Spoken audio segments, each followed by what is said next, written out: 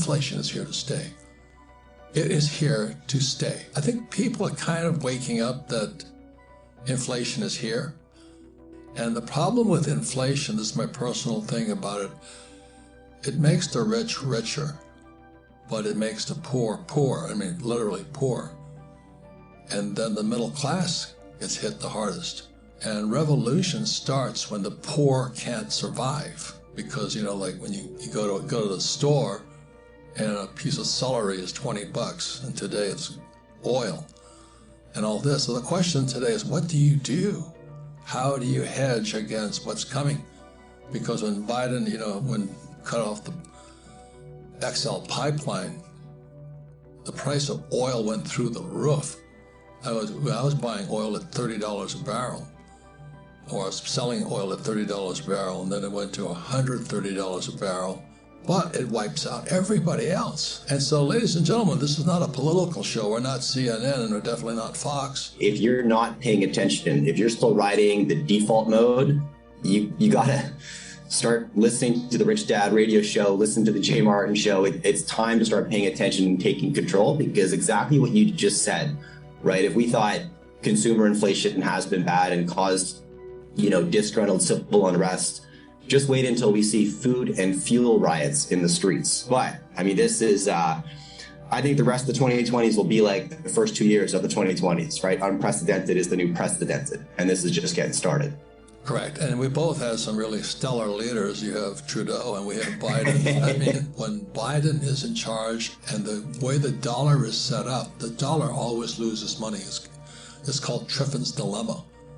If you're the reserve currency of the world, the dollar always loses value because debt always goes up.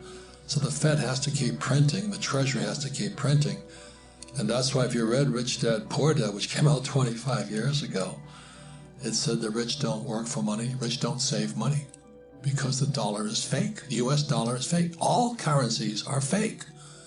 So people talk about, the euro's getting stronger. To me, it's all bullshit. And if you understand how the dollar is created, you'd be at Vancouver, because 1944, the US dollar became the reserve currency of the world. That is a thing called Triffin's dilemma. That means we're always short of dollars, so they have to keep printing. And they'll always print. The system is flawed. So exactly as Jay Martin said, this is our time. We've been dealing with much higher than expected inflation numbers, for a long time. All of last year, all of 2021, long before Putin invaded the Ukraine, prices kept going up month after month, more than expected, and the Fed kept saying, don't worry about it, it's transitory, it'll go away on its own. And in fact, the Fed was finally forced to reluctantly admit that inflation wasn't transitory, and all this happened before Putin invaded the Ukraine. And by the way, even if you're going to try to blame some inflation on the invasion, it's more the sanctions that are affecting prices than the invasion itself. Not that I'm saying that we should condone the invasion, but we also have to accept the responsibility that the U.S. is leading the charge on these sanctions, and it may be the sanctions that have more to do with it than the invasion itself. But I think neither is the culprit.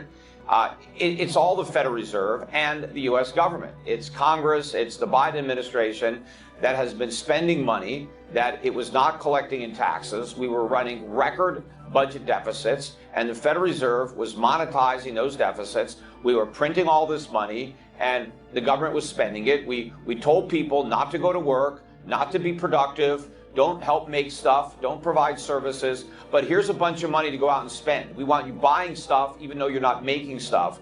And so we flooded the country with money. At the same time, the production of goods and services slowed down. And of course prices went up. It's not a surprise. It's exactly what I was saying was going to happen when they first went down this misguided path. And so we're simply reaping the whirlwind of the wind that we sowed. The sheer volume of goods coming into the United States is at an all-time record high.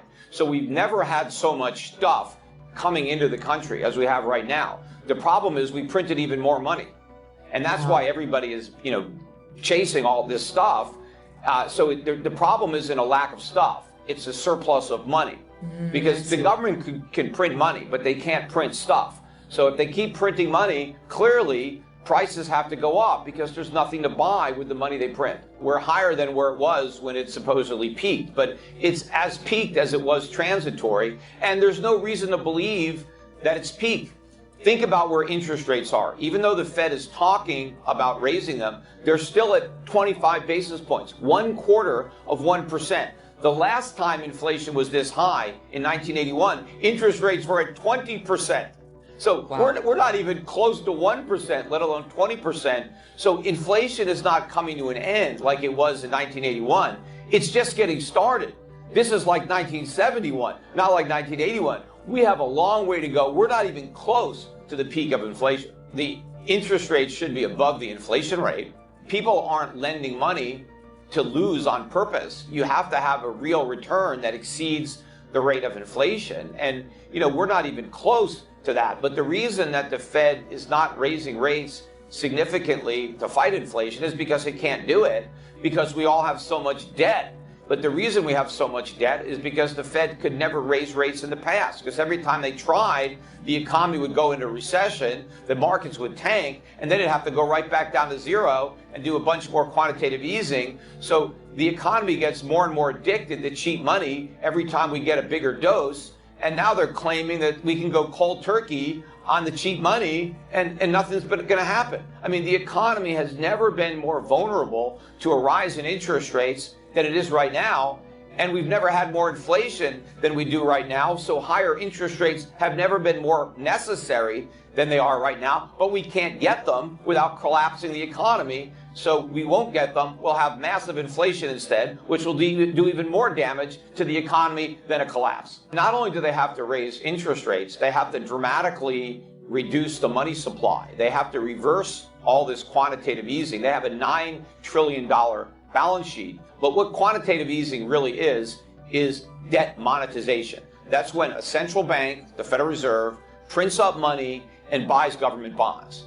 And so they put new money into circulation. They are inflating the money supply. That is the very essence of inflation. Whenever the central bank says we're doing quantitative easing, what you should actually think they're saying is we are causing inflation. And that is what they did.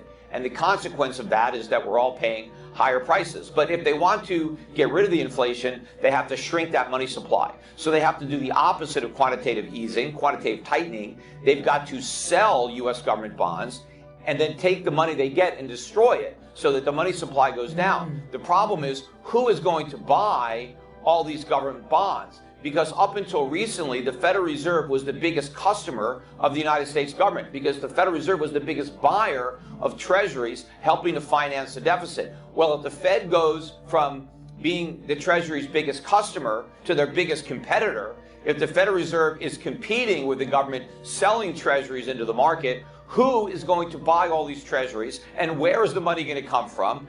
The answer is no one's going to buy them. The price has to collapse. That's why interest rates are rising every single day. We just hit 2.9% today on a 30-year, 2.8% on a 10-year.